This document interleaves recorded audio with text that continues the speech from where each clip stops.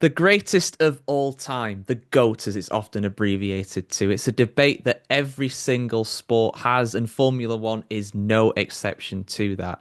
Running for the last 75 years, there have been many, many multiple champions, many greats of the sport throughout this time, and comparing them to each other is something that us F1 fans absolutely love doing.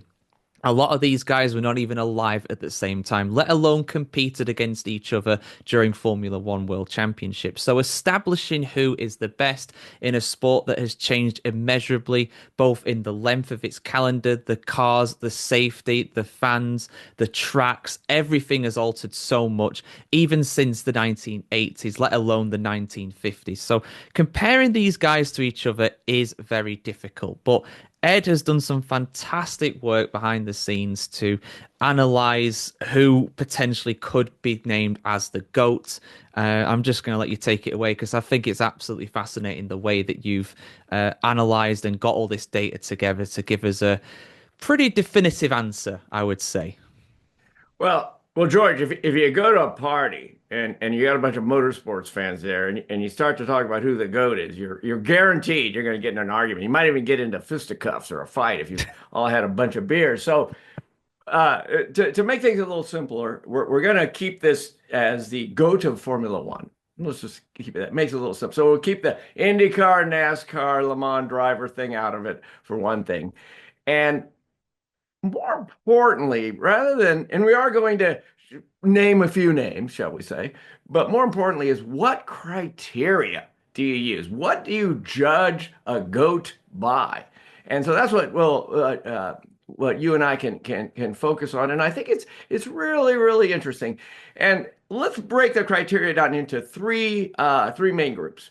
First, there's the numbers, and the numbers get both totals, right, or shall we say, total number of wins, podiums, laps led, pole positions, fastest laps, that kind of thing. But that's a little bit unfair to the drivers that had shorter careers, like Senna, for instance, or Jim Clark, that kind of thing. And so we'll also look at the percentages of these totals based on the number of seasons that were raced or the number of race starts, number of laps that were raced, that kind of thing. And then if you think about the nature of these criteria, some of these criteria are what you would call racecraft, or they relate to how good you are at winning a title or winning a race, because it's not always the fastest that wins the race or wins the title. So there'll be the racecraft kind of criteria, and then it'll also be that's it, the criteria is relate more to speed and who the fastest is. So is the GOAT the fastest of all time? Is the GOAT the one that's the best race car driver, or both? Who knows? We're gonna give you some criteria that the numbers that'll it'll help you figure what that might be for you. And then qualitative. And here's probably where those party arguments after you've had all those beers are going to come in because, well, driver A had a longer career or he had a better car. If he would have had a better car, he was dominant in the turbocharger era or in the era of hybrid, whatever it might be, skill, talent, car performance. And then there's, of course, these things like team leadership or influence on sport, that kind, the influence on the sport overall society, that kind of thing. So totals, percentages by the numbers, and then we'll throw in, George, let's talk a little bit at the end about the qualitative criteria, because that's the one that can slide it one way or the other, let's just say. So we're mainly focusing on the criteria, but got to have some drivers. So we had to pick. So you and I had to pick a few, and there could have been others, but we went with, of course, you had to have Schumacher and Lewis in there. Um, from let's call them the modern time. Senna, he's got his Netflix series that's out there right now, so we got to have Senna in there. And then if we go back in time a little bit, we got Jim Clark, who was there with a lot of technological innovations happening with the rear engine cars and all that. And of course, you got to have Juan Manuel Fangio, who was there at the very start of almost now 75 years ago. But then there's going to be people that say, well, what about Max? Or what about Sebastian? And Alain Prost. So we're going to primarily focus on those five: Fangio, Clark, Schumacher, Hamilton, and Senna. But we'll throw in a little bit of a few statistics here and there on Max, Alain Prost, and Sebastian Vettel. All right. So let's give it. Let's jump in. So the first thing, let's look at totals. So totals with respect to world titles, or at least finishing one, two, or three when you're going after the world title, or just overall wins. And what's everyone going to say? Well, Hamilton and Schumacher, because they are tied for most world titles at seven, and also most one, two, or three finishes for the world title at 11. So uh, that's it. You could say they're the GOATs because they've had more titles and or one, two, or three finish than anyone else. And if you want to go after wins, similarly, they come in there at the very top. Hamilton versus Schumacher, who's better by totals and numbers? You probably have to give Hamilton a little bit of an edge there because he does have more wins than Schumacher has, although they are tied on titles and one, two, three finishes. Um, in the rest of our top five, Fangio actually comes close with five world titles to Hamilton and Schumacher, but Senna and Jim Clark are a bit lower. All right. So when it comes to totals on titles and wins, which are the racecraft side of things, it looks like it's Hamilton and Schumacher. Now, if we look at, again, race starts, number of seasons raced, and number of laps raced, again, it's Hamilton and Schumacher with their very, very long careers. Um, you got to probably worth mentioning Alonso here, but let's leave that for a little bit later. Alonso by far has the most seasons out there, most laps and all that. So we'll talk a little bit about Alonso later. But again, here in the total number of starts and seasons, again, goes to Hamilton and Schumacher, which of course helps them raise those totals up. On the speed side, like total number of laps led, pole positions, and fastest laps, here Hamilton and Schumacher are almost again they're pretty close. Although Hamilton has significantly more poles than Schumacher, but Schumacher has more faster laps than Hamilton. So a little bit of a toss-up there. All you fans out there arguing about Hamilton versus Schumacher. One thing I'd like to throw in there about Senna is when it comes to number of poles, even though he had a very, very short career relative to Hamilton and Schumacher, he actually comes very close to Schumacher in number of poles in his career. So it's a testament to Senna's ability to go fast. He's definitely up there when it comes to speed. All right, so that's the totals. Now, since some of these drivers had shorter careers relative to the others, could be half to even a third, percentages is probably going to be a better criteria. So let's look at the same thing again, but this time we're going to divide it by, it could be by the number of seasons raced or number of race starts, number of laps, that kind of thing. All right, so start off again with things related to racecraft, with the ability to actually win races, win titles, that kind of thing. And here, Fangio rises to the top. Juan Manuel Fangio. Most people that know Formula One or big fans of Formula One know Fangio, but he was big in the 50s, so it's quite a long time ago. But let's look at world titles and one, two, three finishes for that world title. He has double the number of titles percentage-wise compared to pretty much all the rest of the drivers that we're talking about here. So he's got 63% of the time that he raced, in 63% of the seasons where he raced, he actually won the title. No one else is over 40%. So that's quite an accomplishment. Now, if we look at one, two, and three finishes for the title, he has about 50% more, 1.5 times more than any of the other drivers. And all his top three finishes were either first or second for the title. So once again, the great Fangio comes through with quite an impressive record there. Then when it comes to wins, again, uh, about again 50% more or 1.5 times more wins per start um, than most of the rest. Most of the rest are probably half to one-third as many wins per start as he has.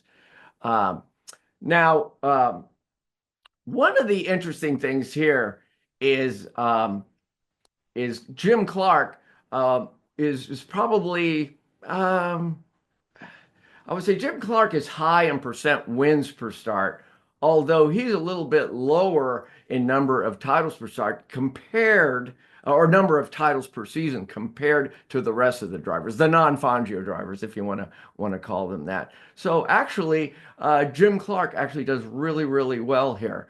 So percentage-wise, now he starts to rise up, especially on percent wins per race.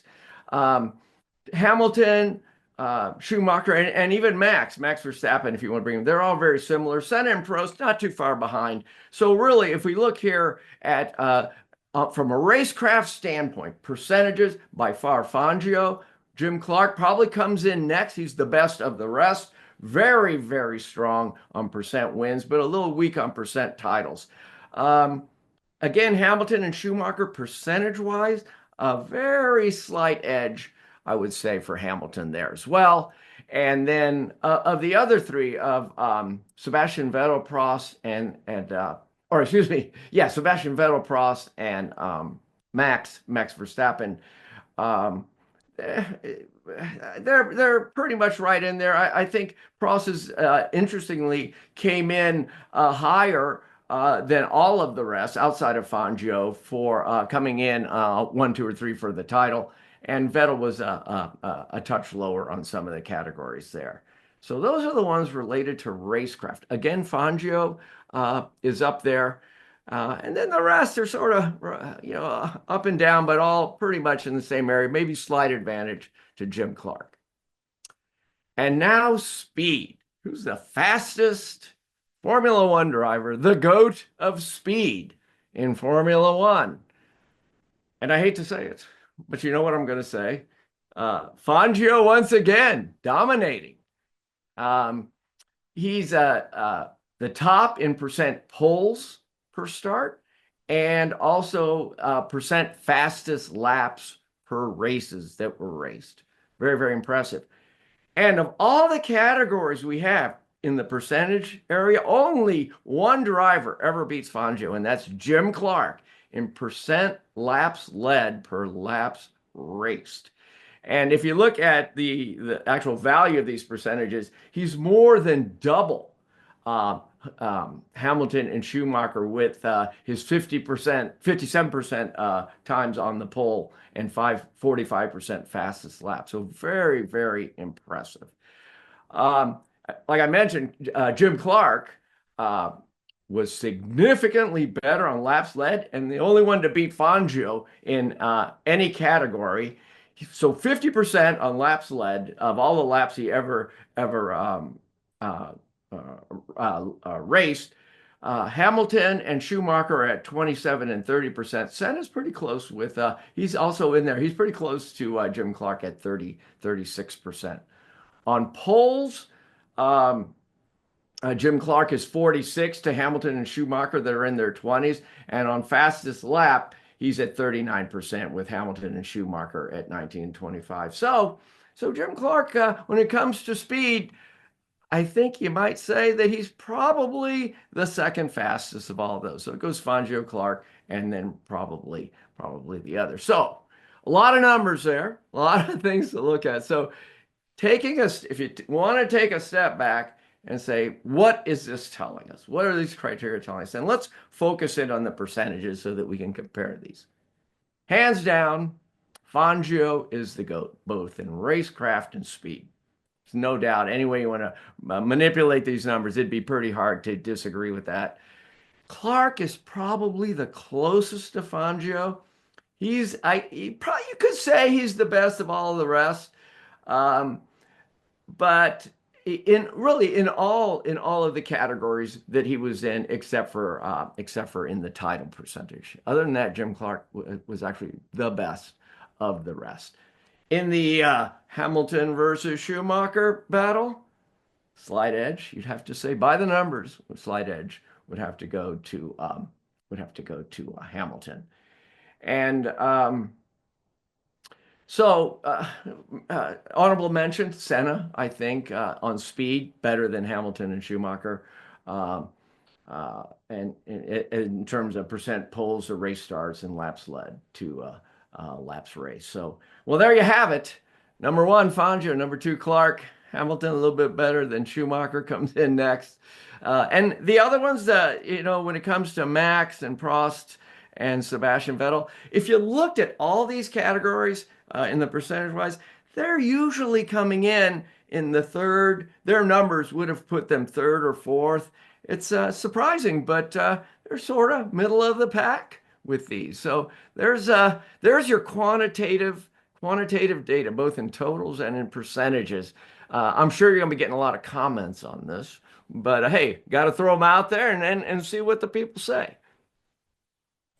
Yeah, absolutely. That's the thing at the end of the day. I feel like the percentages are the best ways to look at it because careers now are much longer. The seasons are much longer than what they were back in the day. So it is a bit unfair to try and compare a 24 race season where drivers can do 20 seasons nowadays to someone like Fangio who used to compete in race seasons that were about 8 races long, if not less, and only competed in 8 or 9 full seasons of F1 back in the day. There's more to it, of course, but it is an interesting look. I mean, it's great to see Jim Clark so far up like that. That's as amazing as he is someone that a lot of younger people won't know. Look, maybe look at the stats and think, oh, he's got some very high percentages there, but only 2 world titles. But that doesn't tell the full story, of course, because something I kind of wanted to mention as well is with Clark and Senna is that unfortunately both of those guys, their careers were cut short. They didn't retire on their own accord. They both passed away in fatal accidents, and I would bet very heavily on both of them winning more world titles if they lived.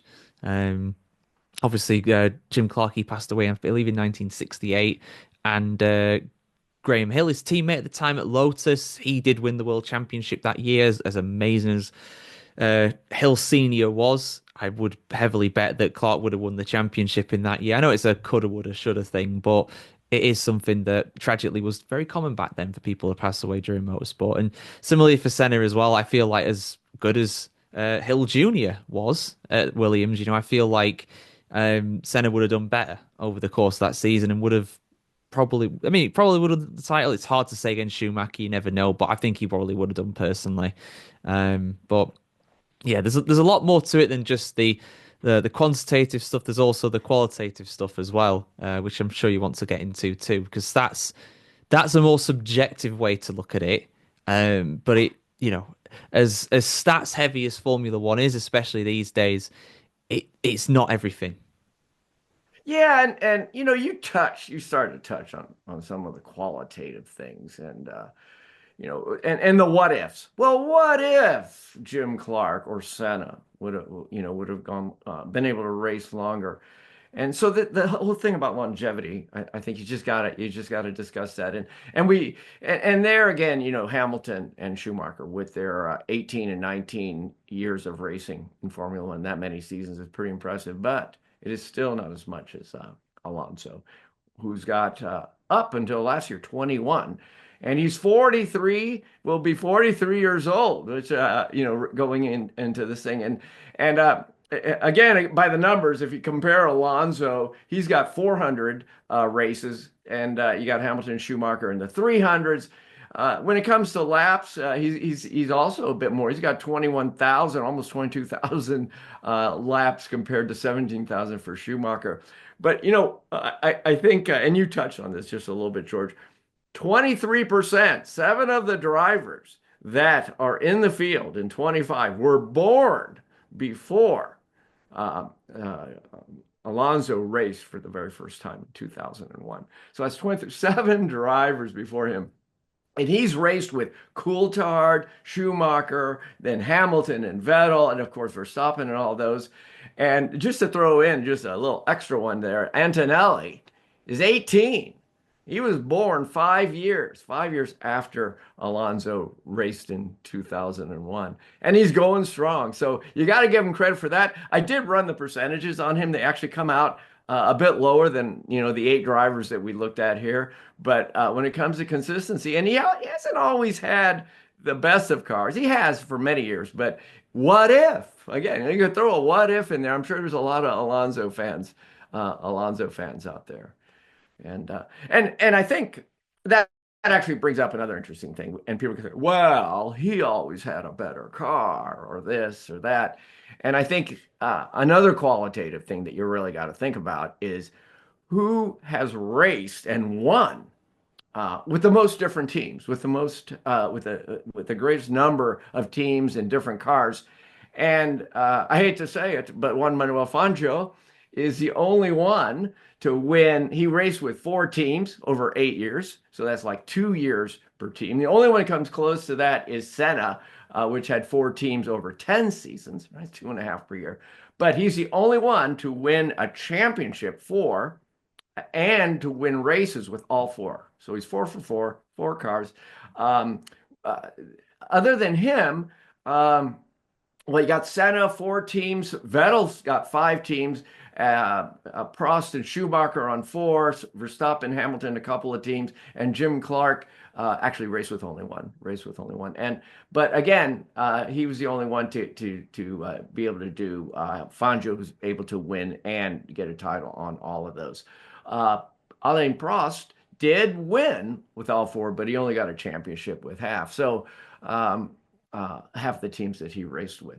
So I think that again shows his capability. It'd be another point for the quantitative goat, shall we say, on the qualitative side. Yeah, it's incredible what Fangio did. I dread to think. I don't think we'll ever see that again, where somebody has won with four different teams on the grid. That is just ridiculous. He was the differentiating factor a lot of the times. These teams were good, of course, but particularly Mercedes, but during their brief stint in Formula One back then, but to win it with that many different teams in that short of a time and doing it as again, I know the sport's changed a lot, but I'm doing it over the age of 40. People talk about Hamilton. Is he going to be able to be a champion over the age of 40? No one's done it since Sir Jack Brabham. I only know that because I looked that up the other day. 1966, being over 40 years old and winning a championship. Fangio won the majority of his championships at 40 or over, if not all of them actually. So yeah, it's interesting. Fangio's a very strong case. It really, really is because he was in F1 for a relatively short amount of time and had so much success during that time. Um, but one thing that goes against him, there's not much that goes against him, but the one thing that goes against him for me is that he won all of his championships and competed in Formula One during just one era, back in the 50s, where you had, don't get me wrong, I am not saying that these cars are easy to drive. I am not saying they are not as good as modern day Formula One cars. I think Sir Lewis Hamilton actually drove a 50s Mercedes F1 car with Sir Stirling Moss before he passed away. Not that long ago for a Mercedes like, anniversary thing or something like that. And Hamilton was like, I can't believe you used to drive this thing, man. You're just going around on a deck chair. That was it. That was a racing seat. So, but they were all the supercharged monsters, front engine, not no aerodynamics. Aerodynamics was just not a thing back then, especially not in the modern sense. The cars were shredded tires as well. They weren't slicks back then. And we spoke about this before as well, the safety aspects of things in F1 and how things have changed over the decades. But he did it all during one era. He did it all during one era of Formula One. Whereas some of these guys have done it in more than one era. Senna did it in the turbo era, won in '88. Then he won in the normally aspirated era twice as well. Hamilton, he's done it in, uh, you could say, I'd say two proper eras, the V8 era, and then also doing it in the V6 era. He could do it in a third potentially as well. His career's not over yet. Who else we got? Schumacher did it in a couple eras as well. But yeah, that's the one thing with Fangio. But it's like he only raced during that time in the 50s where there was that one era. So it feels a bit unfair to kind of hold it against him. But that's something that he doesn't have that the others do. Yeah, and I think that's a really, really good point because if you in the 50s, cars, I don't know, you could say the cars are similar. They probably were more similar then, and it was more raw, that raw driver talent, and very, very, very dangerous. And then Jim Clark in the 60s, technology was creeping in. Rear engine cars were coming in, and okay, so Lotus was very, very dominant then. Uh, but also the ability to deal with this change. That's a skill. It's an important skill. And that's like Aero in the 70s, right? Aero starts to come in. Oh wow, now more G forces through the turns and all that kind of thing. And you have to, of course, talk about when you had Senna and Prost and all that in the 80s and racing with McLaren and the ultra high power and all that that was going on then. And then in modern times, and we've talked about this before, George, on some other podcasts. The number of buttons that are on that steering wheel, and you're talking to the people, in the garage, and, leave me alone. I know what I'm doing, said Kimmy, right? Just let me concentrate. Another type of skill. And the ability to work across those, like you said, I think is a very, very important thing to consider. And like you said, well, Fangio might have been able to do it. We'll never know, right? We'll never really, really know. And but even though when it comes to skill, these drivers are also known for different things. Like Fangio, like I said, these very dangerous cars. A roll bar didn't even go over their heads and all that kind of. So the ability to drive a car to the edge while still, risking your life maybe in every race, every turn, it was really something. And then, of course, Senna. There's talk of him knowing if the barriers on the edge of a track had moved thousandths of an inch or something like that. He was so precise. And again, Hamilton racing, on different types of cars over the years, that kind of thing. And I think Jim Clark, one of your favorites, right? Jim Clark is probably known, and that's why he's one of the fastest for being smooth, for being precise. When it comes down to, hey, let's put you all out there and do a fast lap, that's a difference. It's an important skill, but a different skill to managing that steering wheel with 50 buttons on it, right? So all of them showed interesting skills and probably excel in different areas too. And you could, again, going back to that party where you're going to argue, you could probably pull out one of these and use it to make your case.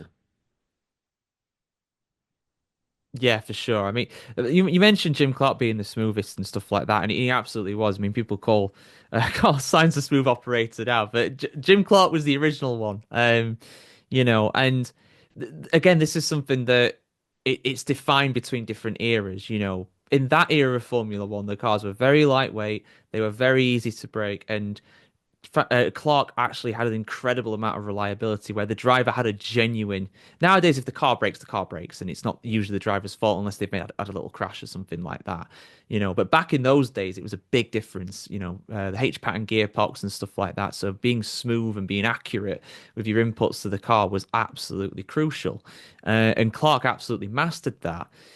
But this is the thing, and this is something I definitely need to mention because I know other people will mention it too, is that yeah, the fitness and stuff like that was not the same back then. The dedication to the sport was not quite the same back then, and it's always constantly evolving. And we see it in every aspect of every sport nowadays. You can take any sport, the fitness and the sports science and stuff has gone up immeasurably compared to what it used to be. So then people might say, oh well, Fangio used to be described by the great Murray Walker as a portly Argentine mechanic who was he's called him that. And you look at pictures of him and you're like, I could see why he said that about him. But if you take Fangio out of the 50s and drop him into the modern era of Formula One, he's not going to look like that. If he's wanting to compete in Formula One, he would dedicate himself to it like the drivers of nowadays would. It's just whatever the kind of norm was in that era. They were part of it, obviously, but that is what happened. So I feel like that has to be said as well. Yeah, like the fitness levels and stuff like that nowadays. If you were to literally just take Fangio, teleport him into nowadays, drop him in a Formula One car, he probably wouldn't be that competitive. And it's the same for any of these guys from the past. But if you're given the opportunity, the same facilities, the same staff, and everything like that that is in Formula One nowadays, they'd still be at the top. That's what defines these goats. That's what makes them so incredible for their time. But it's all relative in their time. Well, you raise a good point, and this is probably the most qualitative of all the qualitative. Uh, like you said, the portly Argentinian. I know, I believe it was the first Indianapolis 500 where one of the drivers, he might have been leading, pulls into the pits and to get fuel and a glass of champagne. Now, who drinks champagne in the middle of a race, right? Especially with a full face helmet, can't even do it. So, and those are the years when Fangio was racing, and Schumacher. He's probably one of the first, and his one of his part of his legacy is the whole thing about fitness. I mean, he was one of the leaders here that was bringing fitness around, and Senna. If you've watched the series, it's on about him. It's all about safety. It's all about safety, and I mean, and he was constantly pushing to make sure that the drivers, could be safe, and he inspired. I mean, an entire country. I mean, Brazil. He was. I'm sure he's more popular than any president that Brazil has ever had. Maybe our Brazilians that are listening in can comment on that.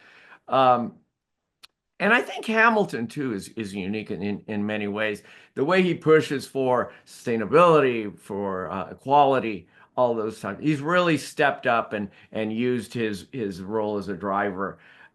And when you talk to people that aren't Formula One fans and you ask them about who's their favorite driver is, Hamilton probably comes up more often than anyone else. Him and Gunther Steiner, at least when Gunther was on Drive to Survive, are probably the names that come up the most. But that I think Hamilton's done a very good job in broadening the appeal over recent years for Formula One, and then again, we got to mention Jim Clark because he's your favorite. I'm going to mention him, but for years and years and years, race cars had front engine, and that changed to the rear engine car, and all that couldn't have been easy. And he set the standard. And you know, I want to probably bring in one last category here, at least something that should be mentioned, which is the idea about these drivers not only being drivers but leaders for their teams.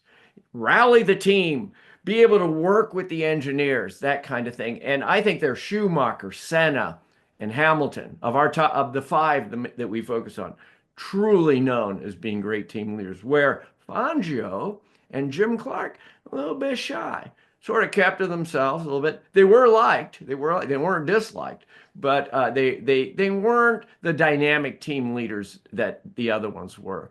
And I think that equal talent, the ones that are team leaders can make that car a little bit better. And you have, like I said, Schumacher, Senna, Hamilton, great, great, great drivers, but then others that didn't have the leadership capabilities of those, like uh, Moss or Jody Scheckter or Peterson. Those are probably didn't succeed as well because they didn't have that leadership. So I think that's something that needs to be considered as well. And if you look at Prost and Vettel, both of them were seen as leaders. Max, a little bit of a lone wolf sometimes. I mean, I'm sure he works well with his team, but probably not as well known for it, say, as Schumacher or Senna or Hamilton. So leadership, it's a team. If you think about the number of engineers and technicians and everyone else, not to mention all the marketing and everybody else that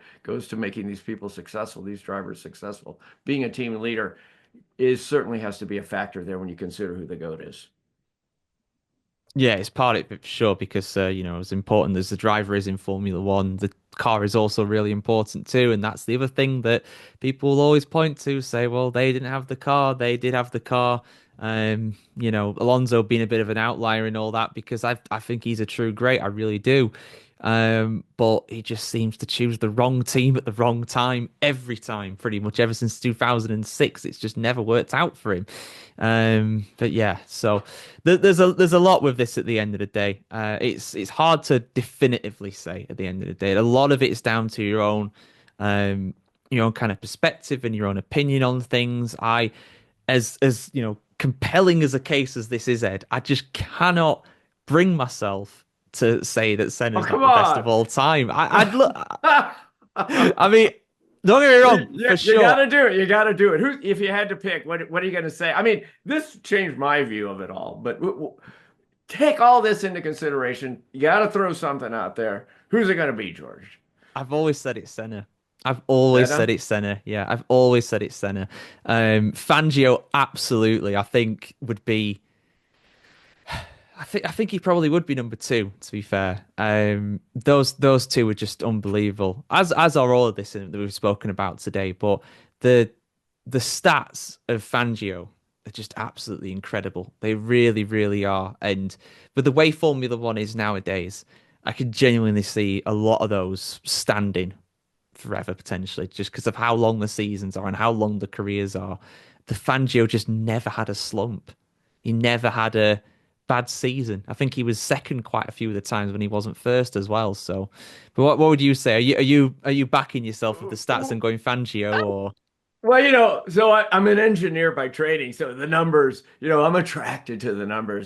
But I also like to play guitar and all that. So there's that side, more the artistic, the heart versus the head. Let's just call it that, right?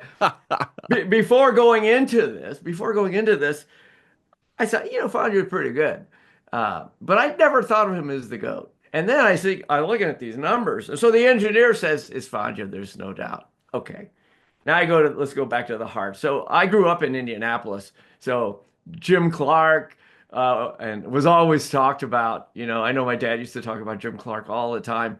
So I was actually really excited to see him float to the top. So, uh, okay. So I think that it could be Jim Clark as well. But I'm with you on Senna. I mean, a person that can inspire an entire country, uh, Hmm. and always stood up for what he thought was right, and just and and when you go outside, I watched this video recently where he raced against. I think they were racing in Audis or something. I went to find the I link to saw that. that recently. Yeah, weird how it's come up in your timeline as well. Yes, and he was racing against. In fact, they invited Fangio to that race. He didn't want to do it. I think he might have been like 80 years old if he would have done this race, or certainly in his 70s. But he was racing against a lot of the really, really big names. And I'll tell you what, he ran away with that thing. And Yeah. so my heart says Senna. I'm with you. I'm with you. And especially after I watched that recent series he did, I think it was on Netflix. It was for sure now. After you watch something like that, then you're all pumped up. And so Senna, by the numbers, is probably Fangio. Jim Clark's a little bit of a mix of the two. I guess we'll see, in the long run, what happens to Hamilton and Max and all of them. But anyways, I'll tell you what, one thing that doing this whole study did for me is you could probably argue the figures any way you want. So next time, get ready to go to that party. Maybe listen to this podcast again and pull out the pieces you like, and you'll be ready to go. Yeah, yeah. I know like I said, I know the exact race you're talking about. It was to open the new Nürburgring, I think in either 84 or 85. And they got a bunch of previous champions. And Senna had only been racing in F1 for a year and a bit, maybe. And yes, I know the doubters will say, well, a lot of these champions were really old by this point. And that's true. They were a lot of them, but absolute legends, of course, in their own right, and some guys that were racing in Formula One at that time as well. Though I think Nicky Lauda was still in the sport and only just, or maybe had just retired. I think Alan Prost might have been in there too. I know Jacques Lafitte was in there because he made a funny joke during the video of the same one that I've seen. So yeah, that's just another little thing. I know it's sports cars rather than F1, but again, the guy could just get in anything and drive it fast. And anybody who's not seen the Senna documentary from about 10, 15 years ago, go watch it. It's incredible. It's one of my favorite films. Love it. I'm still yet to see that Netflix series though. I do need to go and watch that. I do hear it's very good. But he was a guy, a bit like Alonso, that didn't have the fastest car. through most of his career. He did for sometimes. Some of those McLarens are incredible, but some of them were not the best. And he raced for Lotus as well when they were not quite the best, and he still managed to win. And the pole position record, like you said, 65 pole positions he got in his career, which is almost as much as Schumacher.